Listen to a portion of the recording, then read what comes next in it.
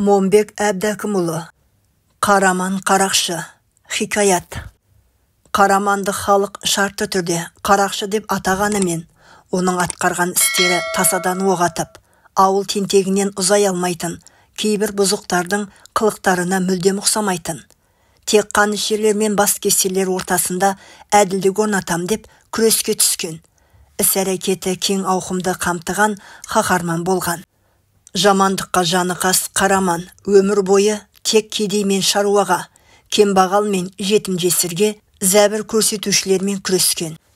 Қараманның үнемі биікті аңсайтын қыран жүрегі мен ылғи жеңісті мақсат тұтқан өр кеудесінің сыры осы кітапта жақсы ашылып, әдемі сипатталған. 15-де Қарақшы атанды. Орыс санағы бойынша 1911, ал қазақша доңыз жылының күзі жайсыздау басталған. Жайсыздау болғанда жылдағыдай зәрлі салқындық жоқ, қара жаңбырлы да емес. Жанға бір түрлі тиетін суық желді болып тұрды. Аспан бұлтсыз болса да, жалшыға күпі, байға шапан кигізген сол суық желдің салқын лебіне шыдамады ма, келес бойындағы бұл уақытта солмай, көктеп тұратын ноқамыстың өн бойы көк күйінде семіп, селдір тартқан. Қырлы жонды даланың төсінде жел домалатқан ебелек қаңбақ сайжыраға лықа толып, ауыл балалары сонымен үйшік жасап, болмаса өртеп, ойын қылатын ермекке айналған. Мынау сұрғылт тартқан дала мен суық желді күн райы бір-біріне үйлесім тапқандай айнала сұрықсыз кейіпте. Қараман биыл 15-ке толған. Әжесі Күнімайдың айтуы бойынша, бұл туылғанда мезгіл тура осындай жаңбырсыз, қара суық ұрып тұрған күз екен. Ертесіне аспан төртіндегі ай тұтылып, бір күннен соң қара жауын құйған. Қара нөсердің әсерінен айнала қараңғылық тартып, ара-тұра соққан найзағай жарқылдап, күндіздің өзі түндей болып кетіпті. Сол күні атасы Қошық датқаның атан бурасына найзағай түсіп, қойбастар сергесі арнасынан асып тасыған келеске ағып өліпті. Жаңбырдың артынан дүлей жел соғып боранға айналған. Мала таулы бұта мен жыра жарды ықтап, ал адамдар далаға шыға алмапты. 2 күн бойы ауылға боран мен нөсерден ықтайтын бөрілер шауып, жер көктің ию-қиюын шығарған алапат дауылмен бірге ойнақ салыпты. Құдайдың құдіреті сол дауыл мен нөсер 5 күн бойы ауық-ауық тынбай құйып, мал мен жанды әбден мезі, көп зәрезап етіп, 6-шы күні басылыпты. Күнді ойламаған жерден дәл бұлай бұзылады деп күтпеген датқа ауылы.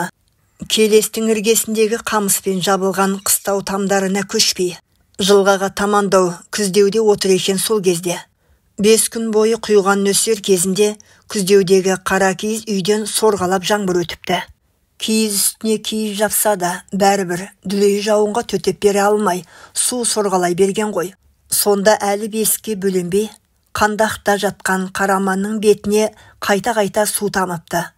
Күн қайта жылынып, ел қыстауға көшкен соң бір күні Қараманның су тамған бетін жара басыпты. Атасы атақты датқа, әкесі айтулы би болған соң, баланың бетіндегі жараны көрсін деп, Тәшкен маңындағы Дархан ауылында тұратын Әскел Тәуіпті алдыртыпты. Әскел келе салып, балаңыз неше айлық болды деп сұрапты жолшыдан. Анадағы қараша айындағы 5 күн бойы жауған нөсердің алдында туылып еді. 2 айдан енді асты деңіз. Мені білесіз ғой, туралыққа туралап, көзіме көрінгенге қоралап қалмайтынымды. Мына баланың көздері жанған от қой, отпен бірге зәр шашып жатырма қалай? Бұл туылғанда мұның болашағын білдіргендей, Құдай қара нөсерін төккенін қараңыз. Балаңыз нөсердей мінезді, дауылда екпінді адам болары сірә. Сондағы боран мен жауын жұртты қалай састырса, бұл да келешекте талай жауларын сөзбен буып, күшпен қуып, бек састырадау, қатарынан қара үзіп, озық жүретін болады. Соған лайық мұның атын бүгіннен бастап Қараман деп атаңыз. Ал мынау бетіндегі жара да мұның келешегін айқындап тұрғандай. Бұл жара су жарасы жұққан малдың жүнінен басылған киізден өткен судан жұғыпты. Бұған көктемгі жас жауғазын тамырының күлін жақса жазылады. Қас қылғанда қазір ол жоқ. Бірақ бұл жараны мылтық оғының дәрісі де жазады. Сондай дәрін әкеліңіз. Денесіне оқ дәрісі жағылған баланың өмірі оқ пен оттың ортасында өтеді. Айтқан көріп келдік сөзіме ренжіген жоқ шығарсыз бей. Сонда әр сөзін қате айтпайтын әскел Тәуіпке әкесі. Жолшы ештеңе дей алмапты. Бірақ атын әскел айтқандай Қараман деп атапты. Міне, сол Қараман 15-ке келіп, құрдастары талшыбықтан ат мініп, әлі балалықты қоймай жүргенде, бұл өз қатарлы түгілі өзінен 2-3 жас үлкен бозбалаларға да бас болып үйіріп жүр. Бүгіні сәске көтеріле Жәңгір деген баланы ертіп, ауыл жанындағы қыраттың сайына жел әкеп тыққан қаңбақты өртемек болып келген. Қаңбақты өртеген қызық. Әсіресе, қаңбақ астында күндіз тығылатын қасқыр өрттен қашса одан қызық. Бұрындары осындай тәсілмен 3-4 мәрте қасқыр қашырған. Тіпті бірде қашқанда ұяластарына ілесе алмай абдырап, ары-бері шапқылай берген бөлтірікті соғып алған. Әлбетте, бұлардың мұндай ойындарын үлкендер жағы білсе қатты ұрсар еді.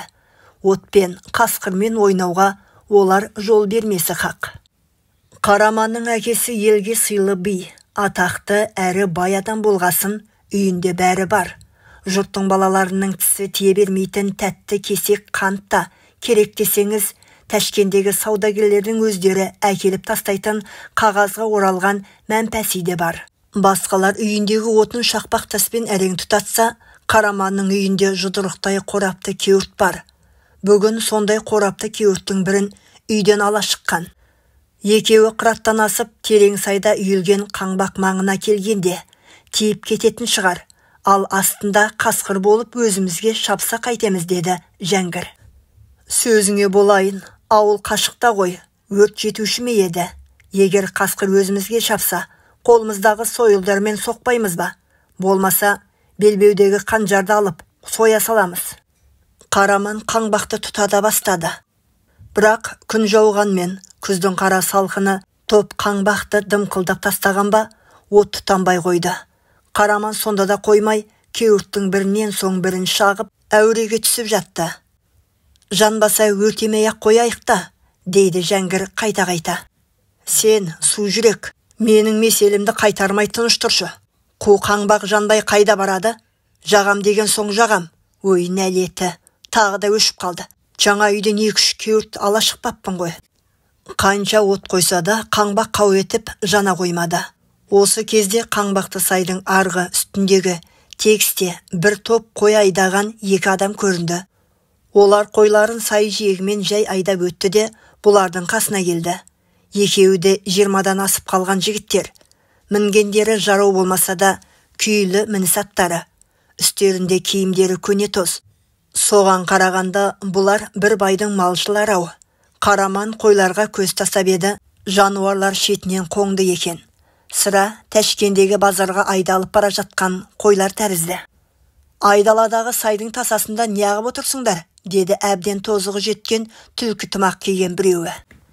Айдалада емеспіз, ауылымыз анау, деді Қараман. Ауылдарың анау болса, қалталарыңда нандарың бар шығар. Бар болса беріңдер бізге. Сонау жалғыз көдеден қой айдап, қарнымыз ашып келе жатыр. Нан алып шыққан жоқпыз, әшейін ойнап жүрміз. Ойнасаңдар, ауыл маңайында ойнамайсыңдар ма? Жоқ, сендер тегін жүрген адам емессіңдер. Бәлкім ауылдан қозы ма, лақ па ұрлап шығып, бауыздап, етін отқа қақтап жеуге келген шығарсыңдар. Ұрланған қозы лақ болса жанымызда тұрар еді ғой. Сендер оны байлап қаңбақтың астына тығып тастаған болуларың керек. Менің жынымды келтірмей, неғып жүргендеріңді айтыңдар. Әйтпесе тыққан азықтарыңды беріңдер. Жаман тымақты өктем сөйлеп аттан түсті. Оның өктемси сөйлегені Қараманға жақпады. Жүрсек бұл өз ауылымыздың маңы. Сонау алыстан малайдаған сорлы жалшы. Саған не жоқ бізге тиісіп. Қарның ашса анау қойларыңның бірін сойып жей сал. Ей, сен боқмұрын, маған ақыл айтатындай кімсің? Осы тұрған жеріңде жерге жапсыра салайын ба? Қойдың біреуін жегенімше, сені жегенім жақсы. Ол бас салғанда Қараман одан тайсалмай алыса кетті. Бұлар алысып жатқанда екінші жалшы аттан түсе салып Жәңгірге жабысты. Жәңгір Қараманда емес, қорқақтау болғасын, ананың таяғын жеп бақырып қоя берді. Егер ауылдарыңнан бізге нан әкеп берсеңдер, сендерді ұрмаймыз, деді ол Жәңгірдің желкесін қысып тұрып. Мақұл ағатай, мақұл, тек ұра көрмеңізші. Боздама, деп айқайлады жаман тымақтымен алысқан Қараман. Бұл жалшыларға нан түгілі қида бермейміз. Жаман тымақты жалшы алғашқыда қарсыласын бірден сілейтіп салам деп ойлады білем. Бірақ Қараман өзіне қалыспай алыса кеткенде бар күшін сала төбелесе бастады. Дегенмен сұлап түскен Қараман болмады. Қайда басымдық қылып бара жатқандай. Бір кезде Қараман көз ілеспес жылдамдықпен 5-6 қадам кейін секіріп барды да, сәл еңкейіңкіреп тұрып, сондай шапшандықпен анаған атылды. Жалшы мұндайды күтпесе керек. Тіпті бір шетке ығысып та үлгере алмады. Оқтай зулап келіп, Қараманның басы қарнына тигенде ұшып түсті. Серігінің өзінен кішкентай баладан жеңілгенін көрген екінші жалшы Жәңгірді босата сап бұған ұмтылды. Ұмтылғанда жай ұмтылмады. Қамшысын сермей жүгірді. Қараман өзіне тиген қамшыға қарамай атылып барып, оның белінен құшақтай алды. Сол екпінімен оны да құлатып түсірді. Алайда бұл жалшы анаған ұқсаған осал емес екен. Қисайып бара жатып, Қараманды ала құлады да, бас көз демей қамшымен сабай бастады. Етіне дыз-дыз етіп, қамшының ащы соққысы тигенде, мұның жаны шығып кеткені соншалық беліндегі қанжарын суырып алып, ананың бүйір тұсына аямай сұғып жіберді. Жалшы сорлының ах деуге ғана шамасы келіп, бір шетке аунап түсті. Орнынан тұра сала Қараман қанжарын кезеніп, екінші жалшыға жүгірді. Қорқып кеткен ана байғұс үйірлі қаңбақтың ішіне қарай қашты. Анадай жерге жетпей-ақ қаңбақ ортасына батып, жан ұшыра тағы алға ұмтылды. Оның соңынан ілескен Қараман да қаңбаққа кіріп кетіп, әрі жүре алмады. Осы кезде пышақ ұрылған жалшы аузынан қаны аға ентігіп жатыр еді. Оның сол кейпіне көзі түскенде Қараманның өн бойы диретіп айқайлап жіберді. Не істеп, не қылғанын енді сезгендей қалш-қалш етіп тұрды да оған жетіп барды. Нең бар еді? Көкетай, нең бар еді маған тиісіп, деп жылап жіберді. Жылаған күйі солқ-солқ демалып, үзіліп бара жатқан жалшыны айнала берді. Өн бойын бір жағы қорқыныш, бір жағы балалық аяныш билеп, шарасыз халде анау екеуін айқайлап шақырды. Жәңгір онсыз да жылап тұрған. Ал бірінші жалшы мына көрініске әрі таң қалып, әрі үрейленіп, қаңбақ ішінде мелшиген күйі қатып қалған. Қараманның шақыруына екеуі де селт етпей орындарынан қозғалмады. Әй, келсеңдерші бері. Бұл жолғы дауысы қаһарлы шықты білем. Екеуі де жақындай түсті. Бұл уақытта пышақталған жалшы демсіз еді. Өлік жанына әзер келген Жәңгір мен жалшы оған қарауға дәттері жетпей, бастарын төмен салбыратып тұрды. Ауылға, ауылдың үлкендеріне хабар айтайық-та, деді Жәңгір даусын зорға шығарып. Осы сәт Қараман есін жинап, бойын түзеп алды. Ауылға айтуға болмайды. Мынаны қаңбақ астына көміп тастайық-та, өзіміз қашып кетейік. Бұл бала Қараманның шешімі. Баяғыда әскел тауып айтқандай, ол қайсар болып өскенді. Айттым бітті. Бір беткей бала болды. Оның мұндай мінезін қатар құрбылары түгілі ауылдағы үлкендер жағы да тегіс білетін. Бірақ таңқаларлығы солардың ешқайсысы Қараманға қарсы келе алмайтын. Әрине, ол мұның бәрін әдейі жасамайтын. Бір нәрсені ойласа болды, айтқанынан қайтпайды. Бірақ нақақ тірліктермен жала істерге, әлі жетпес күштерге бармайтын. Мұндайда оның от жалын шашып тұратын көздері одан бетер ұшқындап, балалықтың табы кетпеген қара сұр реңі демде өзгеріп, кәдімгі ашулы ересек адамдарға ұқсап шыға келетін. Сондайда жанында бірге ойнап жүрген қатар құрбылар, немесе әңгімелесіп отырған үлкен кісілер болса да, Қараманмен айтысып, таласуға бармай-ақ мұның ығына жығыла кететінді. Қазірде солай болды. Өз серігін неге өлтірдің болмаса, өз адамдарыма айтып, сенің көзіңді құртамын деудің орнына, жаңағы жалшы бір күрсінді. Қашамыз дейсің, қайда қашамыз? Өзінің Қараманға тура қарауға әлі батылы жетпейтін сияқты. Көзімен жер шұқып тұр. Сенің атың кім? Есімбек. Мына қойлар кімдікі? Қайда айдап бара жатырсыңдар?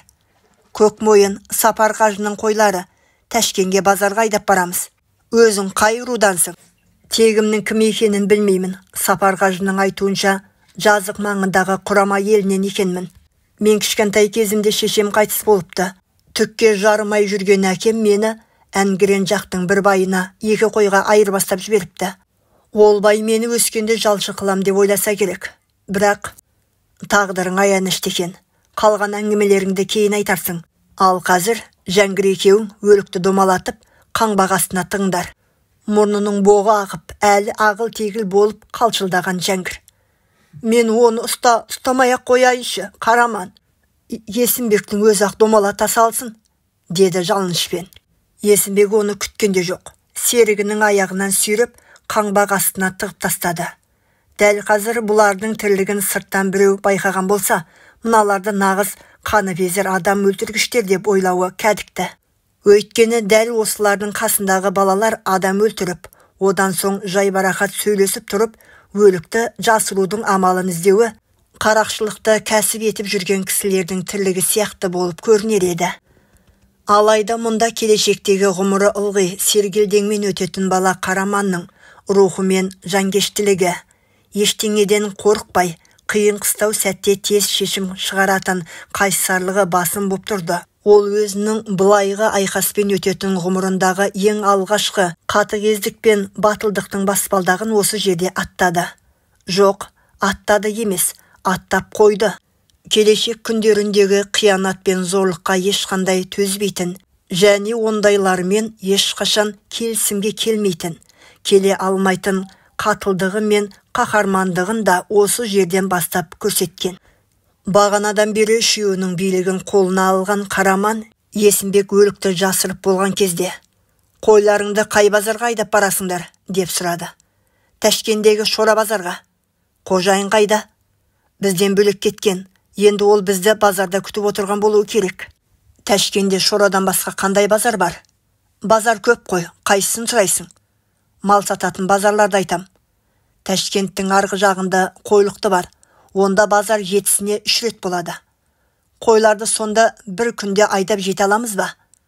«Күн-түні тоқтамай жүрсек жетеміз». Қараманның не ойлағанын ана екеуі сезбеді. Өлікті көріп, есеңгіреген күйлерінен әлі арыла алмай тұр.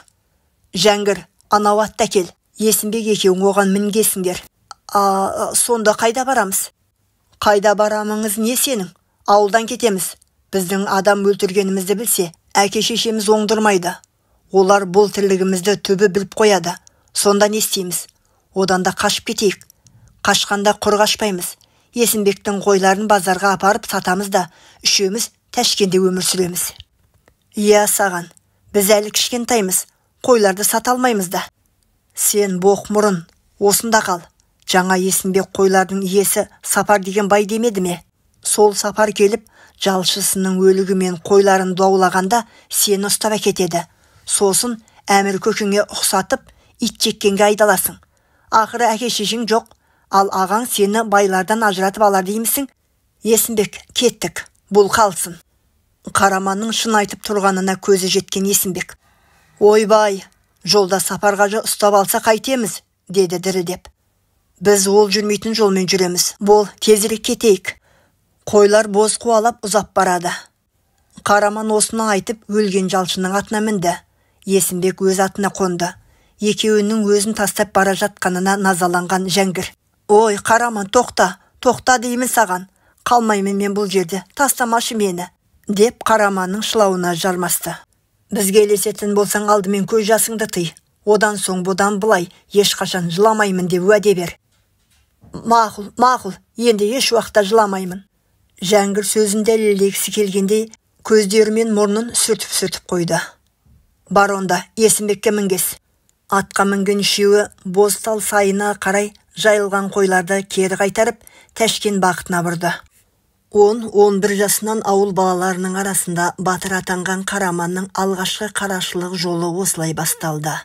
Қараманның сол кезінің өзінде-ақ жұртты өзіне қаратада, тыңдатада алатын ерекше рух болатын. Қайбір жылы ауылдағы өзінен 4 жас үлкен баламен төбелесіп, далдасын шығарғанда, сол төбелесті шетте тұрып байқаған бір қария кісі: «Ойпырмай, сен пәлекет өсе келе шоқ боларсың. Егер шоқ болмасаң, жасыңа жетпей жоқ боласың. Титімдей басыңмен мұншалықты қайсарлықпен өжеттік қайдан пайда болып жүрсен де. Жылдамдығың оқ сияқты екен. Түрің суық, көзің зәрдей екен. Малды болсаң, саған ылғи қазанат бітер. Жарлы болсаң, жаныңа ылғи өзіңе лайық азамат бітер. Бірақ сол қазанатпен азамат біткенше талай құқайды бастан өткерерсің ау, деп еді. Міне сол қария айтқан құқай енді басталғанда. Шынында 15 жасында адам өлтіріп алып, өлтіргеніне ешқандай асып саспай, кәдімгі бас кесердей абыржымай, өзін өзі ұстауы кез келген бала түгілі, үлкен кісінің де қолынан келе бермес еді. Адам өлігін алғаш көрген Жәңгір мен Есімбектің де тез ес жиып, түк болмағандай бұған еріп жүре берулеріне де Қараманның осы ерекше рухы әсер еткен еді. Иә, саналы адамзат қалыптасқалы, аттары тарих пен жұрт жадында сонау сойылды соғыспен, найзалы жаугершіліктен бері қалған айбынды батырлар мен баптанды баһадүрлердің, тіпті кейде біз қарақшылар деп атайтын кейбір кірпік қақпас ерлердің бәрінде осындай ерекше рух болған. Ғажап дарындылық туа бітетіні сияқты батырлықта туа бітті қасиет. Оны ешкімнен сатып та, ұрлап та ала алмайсың. Тек кейде осындай батырлардың заманауи құбылыстарға көнбейтін әдеттері бар. Қараманға қазақтың ескі азулы батырларынан қалған қасиет қонған. Бірақ оның заманы көксүңгі алып, атойлап жау қашыратын кезең емес еді. Ол ескі заман мен жаңа заманның арасына тап келді. Ол үшін ескіні игеру кеш, жаңаны үйрену қиын болды. Әділетті деп аталған, бірақ әділетсіз кезең оның тұла бойына біткен қасиетіне сай келмеді. Сондықтан да өзі және әділет үшін күрескен оны жұрт тірлігіне қарап қарақшы деп атады. Бірақ сіз Қараманды қарақшы деп естіп, оны санаңызға солай сіңіріп алған. Құрметті оқырман, кешіріңіз, әсілі олай емес. Ол өз заманына қарсы тұрған жоқ. Өз заманының қатал талабы мен өзінің жан дүниесіне үйлеспейтін қасаң өзгерістеріне қарсы шыққан. Бұлайша айтқанда, 74 жыл ғұмырында іздеген нәрсесін таппай кеткен кісі. Сонда іздегені не? Ұзаққа созылар осынау хикаямызда біз соған жауап іздерміз. Ал сіздер Қараманның әрбір іс-әрекетіне саналы көзқараспен қарап отырыңыздаршы. Онда адам сенбестей қаһармандық бар. Небір қиын, қорқынышты да қызықты оқиғаларды бастан өткерген. Соның бәрінен аман қалған. Жарайды, бұлар туралы айтарымыздың бәрі алда. Хикаямызға көшейік. 100 қаралы қойды айдаған үшеу, келестің таяз суын кешіп, кеңірдек ауылын айнала, ұзақтан өткенде күн кешкірді. Күн ұзақ қой айдаған Қараман мен Есімбек әбден танысып алды. Үндемейтін тек Жәңгір ғана, қайда баратындықтарын ойлап, іштей қорқып отырғанға ұқсайды. Алайда онысын сездірмеген сейді, ал Қараман оны байқап келеді. Мынау Жәңгірде сен сияқты жетім, бірақ ешкімге сатылмаған жетім. Әкесінің кедей інісі бар, соның қолында тұрады. Жеңгесінен күнде таяқ жеп, әбден қорқақ болып қалған. Солай ма Жәңгір? Одан күнде таяқ жеп жүргенше, бізбен бірге азаттықта жүргенің жақсы емес пе? Бізге ергенің дұрыс болды ма? Дұрыс шығар дейді ақымақ. Мұрныңды бұрқылдатпай жөндеп сөйле. Біз енді ауылдан ұзап шықпайтын ойын баласы емеспіз. Біз қарақшымыз. Ал қарақшы ештеңеден қорықпайтын ер жүрек болуы тиіс. Осыным жөн бе Есімбек? Енді сен не десең де жөн. Қараңғы болып қалды ғой, енді қалай жүреміз? Қасқырлар қоршап алмай ма бізді? Әне, айттым ғой мұны қорқақ деп. Дірілдеп сөйлеуін қара, найсаптың. Бағана тастап кетуіміз керек еді осыны. Жоқ, қорққаным жоқ, әшейін. Қараман оның басқа сөзін естігісі келмеді. Шынында, Есімбек, қараңғы болып қалды. Жүре берсек, жолдан адаспайсың ба? Әлде бір жерге түнейміз бе? Былтыр қойлыққа мал айдағанымызда осы маңдағы бір иесіз ескі қотанға түнеген едік. Шамалауымша оған жақын қалдық. Сол жерде түнейміз ау. Ең қиыны аш қарынға қалай ұйықтаймыз?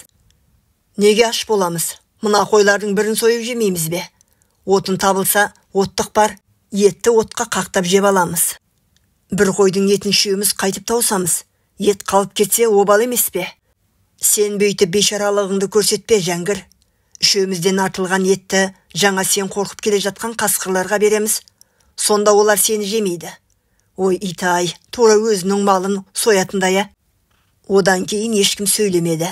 Әлден уақытта алдарынан қарауытып бір үлкен үй көрінді. Міне, Қотанға келдік. Қотанның төбесі ашық болғанымен дуалдары бүтіндеу. Қойларды ішіне айдап кіргізсек, сыртқа шыға алмайды. Тек есігінің аузын жабатын бірдеңе тапсақ болды, деді Есімбек. Қотан маңына келген Қараман оны бір айналып шықты. Мынау ілгеріде бір байдың жайы болған-ау, тамы да құламай тұр екен. Тек жаңбыр жаумаса болды. Осы тамға түнеп шығуға болады. Тамның төбесіндегі қамыс былтыр бүтін болатын. Қазір қараңғыда байқалмай тұр. Бірақ әлі де бүтін-ау деймін. Не ақ тұрмыз? Қамайық қойларды. Сосын тамға кіріп көреміз. Үшеуі аттан түсіп қойларды Қотанға кіргізді. Есік алдында екі ұзын ағаш жатыр екен. Ары-бері мал айдағандардың кейде осында бір түнеп кететіндері бар. Мына ағаш солардан қалған ғой. Есімбек сөйлей жүріп Қотан аузына оларды көлденен қойды. Қотан шетінде ескі мышқырт бар екен. Аттардың тартпасын босатып, мышқырт үстіне шідерлеп үшеуі ішке кірді. Тамның іші жып-жылы. Табанына құрғақ шөп төселіпті. Күздің қара суығынан жаураған үшеуі бұған қуанып кетті. Біраз отырып, жылынып алған соң, бәрі далаға қосарлана шықты. Есімбек Қотан ішіндегі қойлардың бірін сүйреп әкеп, демде сойып терісін аршып тастады. Қараман мен Жәңгір от жақты. Там артында өсіп тұрған ағаштардың бұтақтарын кесіп әкеп, қой етін соларға түйреп, отқа қақтады. Әбден тойынып алғасын ішке қайта кірді. Қойлықта базар ертең кешке дейін бола бере ме? Деп сұрады Қараман Есімбектен. Кешке дейін дегенің не? Түнімен де бола береді. Тек Құдай ұрып, ол жаққа бізді Сапарғажы іздеп келіп қалмаса болғаны. Ол сені 2-3 күн іздей қоймас. Шорадағы базар ертең кешке бітеді. Біз бармаған соң аттан салама дегенім ғой. Аттанды қойлыққа қарай салады деймісің? Алдымен сендерді ауыл жақтан іздейді. Ал біз ертең кешке дейін саудамызды бітіріп қоятын шығармыз. Сапарғажы үйінде отырып базар нарқын кеспеуші еді. Сол шал кеспейтіндей мен де ештеңе демей-ақ қояйын. Бара көреміз. Онда таңертең ерте аттанбайтын шығармыз. Таң азанымен не бар? Күн салқын. Қойларды жая айдап, шабан аяғымен жүрсек те түске дейін жетіп барамыз. Тек ондағы саудагерлер бізді жассынып, мұнша малды қайдан айдап келдіңдер? Ұры емессіңдер ме деп күдіктенбесе болғаны. Біздей балалардан ұры шығады деп олар ойлай қоймас. Біз бала болсақ та сен жігітсің ғой. Бұлар жолшы бидің малдары. Ал мынау сол бидің баласы деп мені көрсетте сата бер. Мен бай баласына ұқсайтын шығармын. Ұқсауын ұқсайсың, киімдеріңнің өзі сені байдың баласы екеніңді көрсетіп тұр. Бірақ пұлды қалтамызға толтырып алғанда, ұры қарылар артымызға түспесе болғаны. Түсе берсін, деп шаңқ етті Қараман. Бізде ешқандай ұры қарадан кем емеспіз. Ол шаңқ еткенде Есімбек жым болды. Содан біраз уақытқа дейін үндемеді. Ертеңгі істі кезінде көрерміз. Ал әзірше сен мынаны айтшы. Бағана жас кезімде әкем бір байға мені 2 қойға айырбастап жіберіпті деп едің. Кейін ес білгеніңде кімнің есігінде жүрдің? Сапарқажыға қалай тап болдың? Мен сорлының көрмегенім бар ма?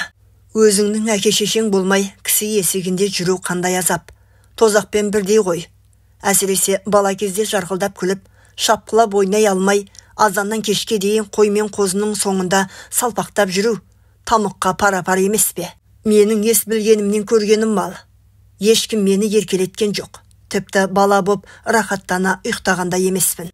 Ал тоя тамақ ішу әлі күнге дейін қол жетпеген мақсатым. Алайда күні осыған дейін нала өмірімнің жырын жырлап ешкімге айтқан емеспін. Әкемнің мені дәл қай жасында сатқанын білмеймін. Ес біліп етек жапқанымда білгенім, жүрген жеріме сатылып келген бала екендігім. Жүрген жерім дегенім Қамшық тауының бергі жағындағы Әнгірен өзенінің бойы. Сол жерде Тоғызбай Қаңлының Ережеп деген байының ауылы бар. Ауыл Көксай деп аталады. Көксайда менің балалығым өтті. Бірақ жаңағыда айтқанымдай, менің балалығымның бәрі жалшылықпен өтті. Ой Құдай-ай, құдды бір қазір жалшылықтан құтылғандай әңгіме айтып жатқанымды қарашы. Ол жақтағы көрген қорлығымның бәрін қалай айтып таусайын. Ережептің менен 2 жас үлкен Қорасан деген баласы болатын. Бәрінен бұрын маған соның қорлығы өтті. 12-13 жасқа келгенімде Қорасан мені басқадай басынғаны аздай қорлаудың жаңа тәсілін тапты. Ол жақта біз әлі бала болсақ та, әйел мен еркектің ара қатынасын бағамдап қалған кезіміз еді. Бірде өзен бойында қозы жайып жүргенімде асау ұшқыр әңгі есегіне мініп, Қорасан келді қасыма. Келді де: «Ой жетім жалшы, күн әлі ысымаса да қозыларды иіріп қойғаның не? Осы үшін қазір саған не істейтінімді білесің бе?» деді. «Өздері қаламаса қозылар айдаумен иірілмейді, тойған соң иіріліп жатыр да», дедім. «Ой, тастанды жетімек, түріңе қарамай маған ақыл айтпақпысың? Іздеу сұрауы жоқ сен сүмелекті осы үшін тепкілеп өлтіріп тастайын ба?» деп есегінен секіріп түсті. Содан жағамнан алып атып ұрды да тоқпақтай жөнелді. Менің оған қарсыласар дәрменім жоқ. Дәрменім жоқ емес-ау, бай баласымен алысар батылдық жоқ. «Ой, Қорасан, қойсайшы» деп бетімді алақаныммен жауып, аунаған күйі домалана қаштым. Қорасан тағы 1-2 рет тепкіледі де тұра қалды. «Жоқ, сені теуіп өлтіріп қойғаным болмайды. Одан да өзіңді қатын қылайын. Сосын күнде келіп жөкемдеп тұрамын» деп шибарқы дамбалын сыпырып тастап үстіме қона кетті. Қонып алып менің де ыстан-бауымды ағыта бастады. Алғашқыда оның не істемегін ойламаппын. Етпетімнен жатқызып, икемдей бергенде ойын анық түсіндімде тыпырлап үстімнен аударып түсірдім. Ол ашуланып кетіп көзімнен қойып жіберді. Бірақ берілгенім жоқ. Итеріп тастап тұра бергенімде аяқтарымнан шап беріп ұстады да шалқалай құлатты. Басым бір тасқа соғылып есеңгіреп қалдым. Осыны пайдаланған Қорасан мені тағы да икемдемек боп әрекеттенгенде бір теуіп құлаттым. «О, сорлы жетімек, мына байбатшаңа аяқ көтергенің бе?» деп ақыра ұмтылды. Осы кезде мен де қатты ызаланып кеттім. Екеуміз ұстасып қалдық.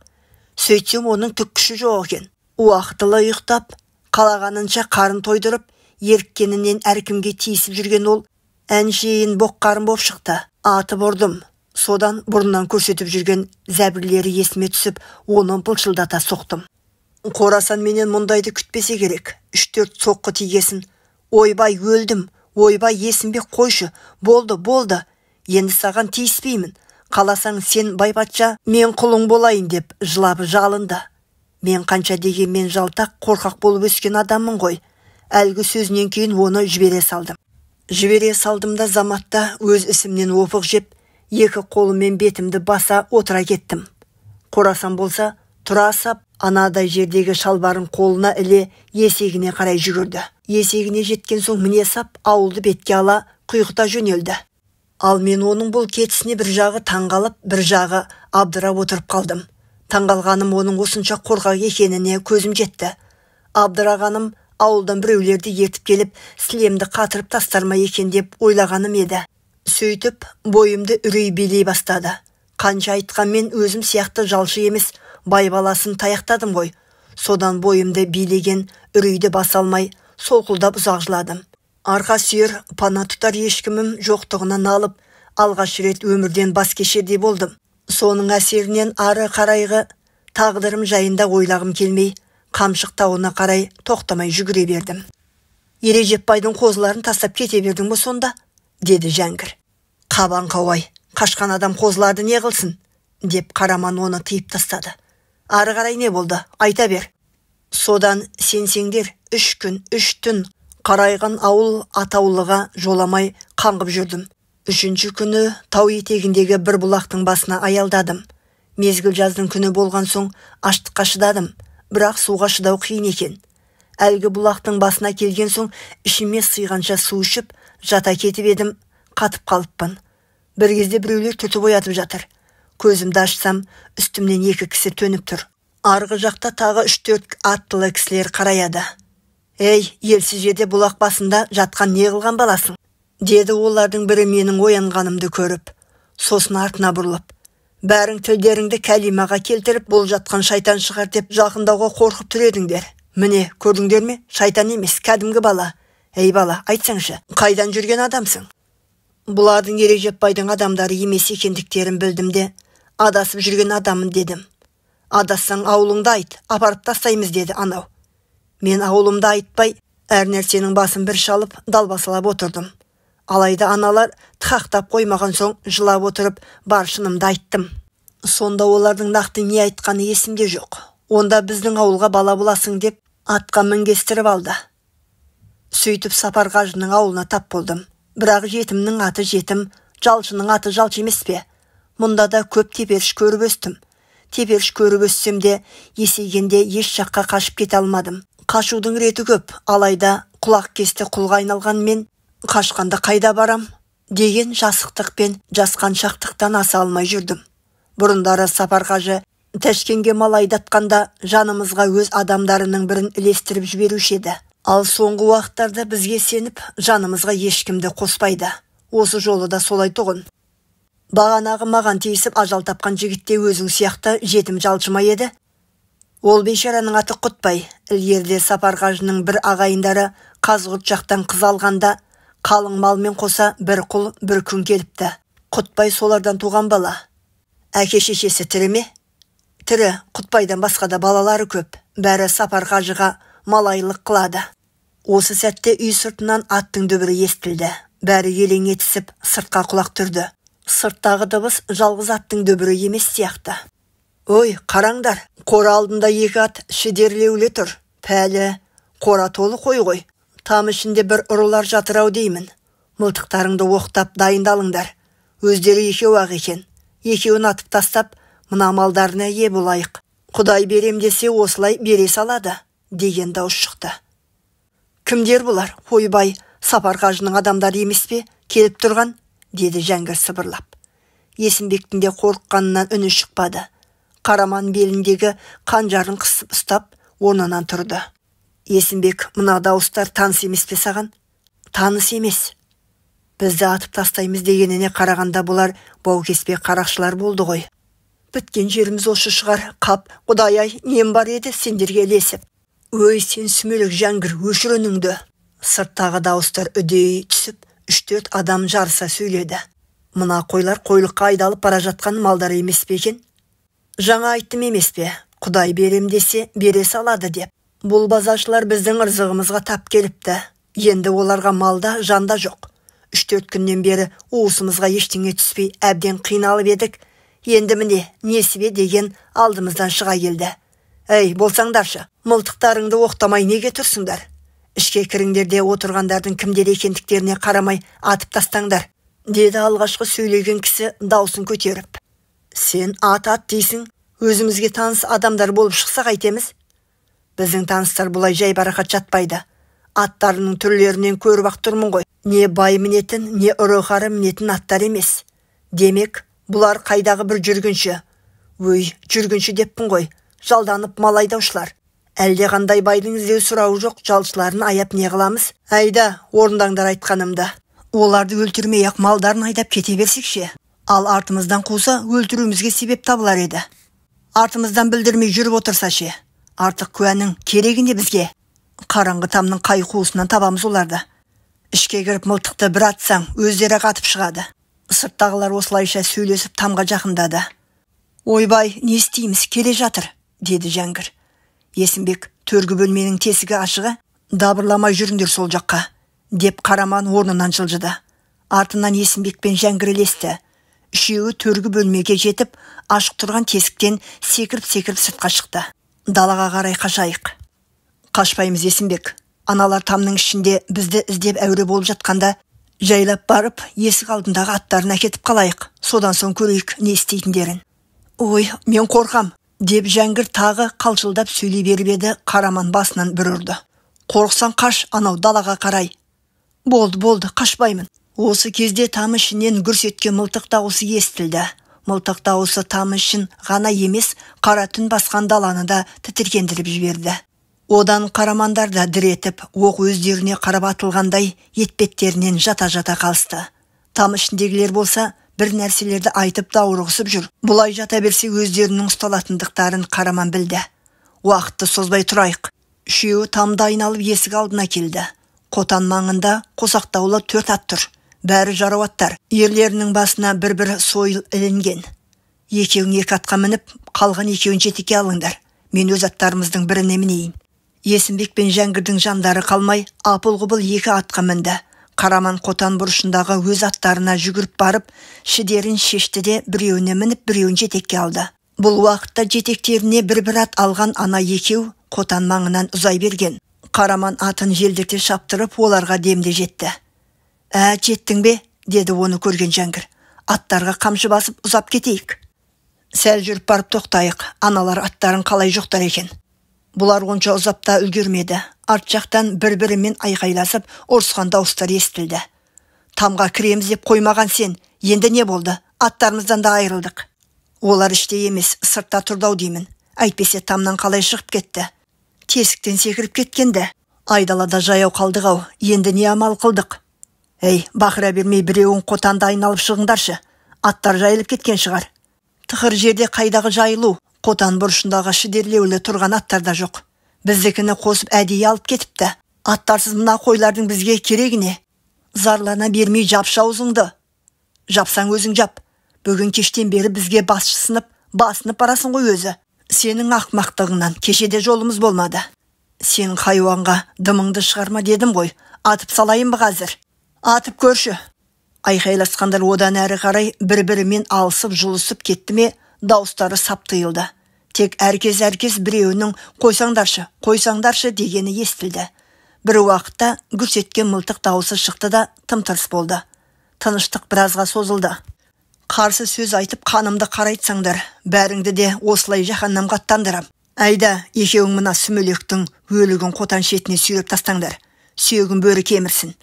Содан кейін әудем жер маңайды шолып шығыңдар.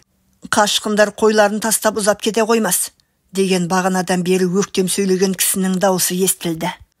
Ол өзімен ерегіскен серігін атып тастаған соң, жанындағылар қорқып қалды ма, белгісіз.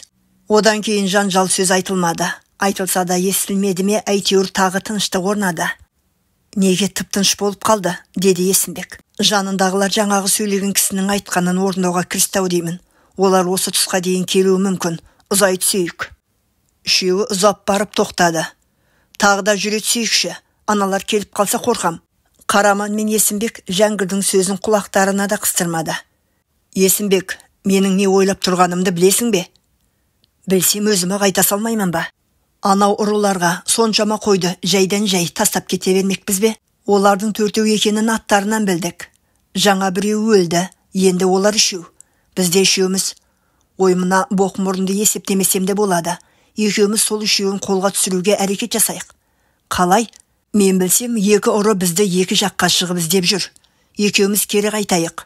Ұрылардың аттарының, ерлерінің басындағы сойылдарды алып, жан-жақта жүрген анау екеуін бір-бірлеп жайратсақ, жалғыз қалғанның жарасы жеңіл.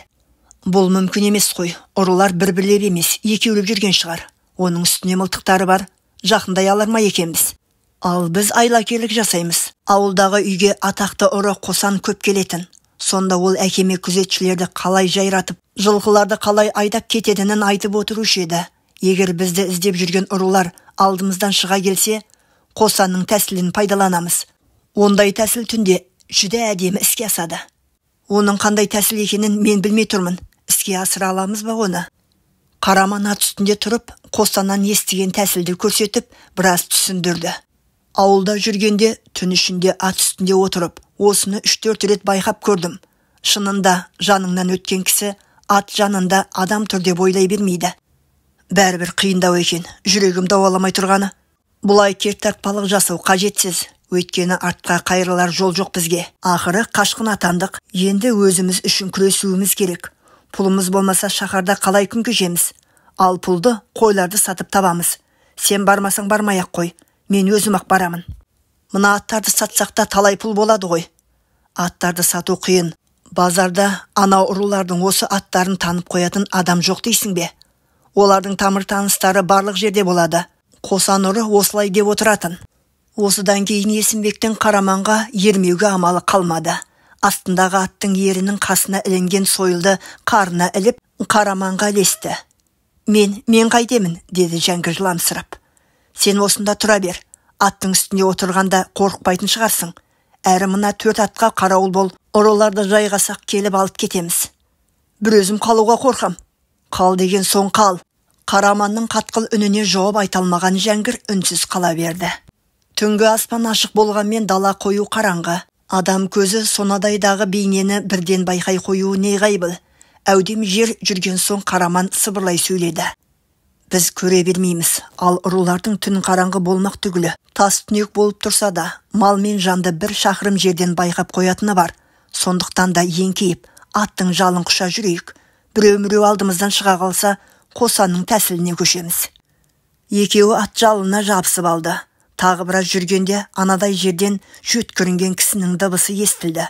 Бұлар қалт тоқтады да, аттарын көлденен қойып, жерге түсе қалысты. Үстіндегі адамдар жерге түскенде аттар бозға бас қойды. Қараман мен Есімбек оң қолдарына сойылдарын ыңғайлана ұстап, аттардың алдыңғы аяқтарының қатарына тұрды. Аттар алға жылжыса, бұлар да бірге жылжыды. Бір қолдары тізгінде. Әлгі кісі аттарды байқадау әсті. Тағы бір екі жөткірініп жақындай түсті. Аздан соң тіпті жақын қалды. Қараман ат сауырынан сығалап қарап еді, келе жатқан кісі жалғыз сияқты. «Өй, мынау біздің аттар ғой», деді ол өзіне өзі сөйлеп. «Жануарлар бұл жаққа қалай келді?» Тасасында адам тұрғанын байқамаған ол, Қараман ұстаған аттың ар жағына келіп, алқым шылбырына жармаса бергенде, Есімбек атып шығып қаша жөнелді. «Өй, кімсің? Тоқта, тоқта атамын», деп айқайлаған ол, аттың бергі бетіне шыққан кезде Қараман сойылмен басынан бір-ақ ұрды. Күтпеген соққыдан ұры сұлап түсті. Қараман оны тағы бір-екі сейілте соқты. «Есімбек, қашпа, кел бері, ұрының шамасы бітті». Бірақ Есімбек келмек түгілі дыбыста бермеді. Қараман әзірше оны іздеудің пайдасыз екенін білді. Талып жатқан ұры ес жимай тұрып, байлап тастайын деген оймен ердің қасындағы арқанды алып, оны матап тастады. Матап болғанда ұры ыңырсып, тірі екенін білдірді. «Айқайласаң сойып саламын», деді Қараман ұрының тамағына қанжарын тақап. Сен кімсің?» деді әзер. «Алдымен кім екеніңді өзің айт. Бол тез, әйтпесе тамағыңды осып жіберем». «Мені байлап қойғансыңдар ма? Ойбай, басым шыңылдап барады. Немен ұрдыңдар өзі?» «Өз сойылың өзіңе тиді. Сөйлей бермей, айт кім екеніңді». «Атым Түктібай, Қарақшы Әсіптің адамымын. Бағана Қотан маңында сендерге бұйыра сөйлеп жүрген сол ма?» «Жоқ, ол Әсіптің інісі Тұрсын. Әсіптің өзі Ферғана жақта жүр». «Ал сендер неғып жүрсіңдер?» «Біздің тірлік белгілі ғой, күндіз тығылып түнде жортатын». «Өй, сен баламысың? Сен бе мені ұрған?» «Шайтанмын, көзіңе бала болып көрініп тұрмын». «Астағфиралла, астағфиралла», деді үрей ұшқан ұры, тістеріне тимей қалшылдап, тілін кәлимаға келтірді. «Дұға оқу сенің етеңің, Құдайден безген найсап. Кейде біреулерге атақты қарақшымын деп мақтанатын шығарсың. Солар көрсе ғой, баладан таяқ жеп жатқаныңда». «Шайтан емес, шынымен баласың ба? Оттай бермей, Қотанда қанша серігін қалды, соны айт». «Қотанда жалғыз Тұрсын қалды. Оңғарбай аттарды арғы жақтан іздеуге кеткен. Ал Тәжібекті жаңа Тұрсын атып тастады». «Біздің аттарды қалай әкетіп қалдың?» «Сұрауды сен емес, мен беремін. Тұрсын мен Оңғарбайда мылтық бар ма?» «Екеуінде де бар». «Сенікі қайда?» «Білмеймін, жаңа қолымда тұғын». Қараман сипаланып жүріп мылтықты тауып алды. Мылтық аңшының шиті мылтығы екен. Өзінің үйінде бұдан ұзын мылтық бар еді. Бірақ мынауда кісі өлтіруге жарайды. «Жатқан жеріңде атып тастайын ба?» Қараман мылтықты оның басына тіреді. Түктібайдың зәре құты қалмады. «Ойбай, балам, атпай-ақ қойшы. Қишы қасық қанымды. Анау аттарды алып кете бер. Саған бердім соларды. Тартшы әрі, балам, мылтықтың мұздай ұңғысын шекеме тағамай». «Бағана сендер тамның ішінде бізді тауып алғандарыңда атып тастар едіңдер, ә? Сонда біз жалынсақ, тыңдарма едіңдер?» «Жарайды, сені атпай-ақ қояйын. Егер бақырушы болсаң, ата саламын. Қазір сені тұрғызамын да атқа өңгерем. Апаратын жерме дейін үніңді шығармай барасың». «Апарған соң өлтіріп тастамайсың ба?» «Айттым ғой, бақырмасаң тиіспеймін». «Бопты, үнімді шығармаймын. Бірақ сен сөзіңде тұр». Қараман жауап бермеген күйі Есімбек тастай қашқан атты Түктібайдың жанына жетектеп келді. Сосын Түктібайды тікесінен тұрғызып, аяқтарынан көтерді де ерге өңгерді. «Мен сен өңгерілген атты жетектеймін. Жолай қулық жасап, сусып түсіп қалсам байқамай қалады деп ойлама. Олай етсең табанда өлтіремін». Жаңа айтқанымдай үнімді шығармаймын, тек өлтірмесең болды. Осы кезде алдыңғы жақтан қараңдап біреу көрінді. Оны байқаған Қараман Түктібайдан: «Мылтығың оқтаулы ма еді?» деп сұрады. «Иә, оқтаулы. Немене, біреу келе жатыр ма?» «Жай сөйле. Әгер әке келе жатқан сенің серігің болса, сөзге келмей ата саламын». Қараңдаған бейне тым жақындап тоқтай қалды. «Қараман, бұл мен, Есімбекпін ғой. Енеңді ұрайын Жетімек. Келісуіміз бойынша сен қашпауың керек емес пе еді? Қаша жөнелгеніңде мынау бір атқанда қайтер едің? Ой, су жүрек. Жәңгір секілді сенен де айнымас дос, лайықты серік шықпай ма деймін. Ой, нәлеті, сойылмен басыңа бір перейін бе осы?» «Айып менде, Қараман, айып менде. Бір жолға кешіргейсің. Ұры аттарға жақындап қалғанда зәрем ұшып кетпесі бар ма? Қашқанымды өзімде білмей қалдым. Ұрыны қайттың. Ой, мына ат үстінде өңгерілген кім? Пәлі, сұмырайды байлап тастағансың ба? Уа, Қараман, нағыз ер екенсің ау. Сенен айла мен батырлық артылмайтынына көзім енді жетті. Тек алдыңдағы Жетімекті кешіре көрші. Ендігәрі қиын қыстау шақта өзімді тастап қашып кетпеймін». Әңгіменің жалғасы бар.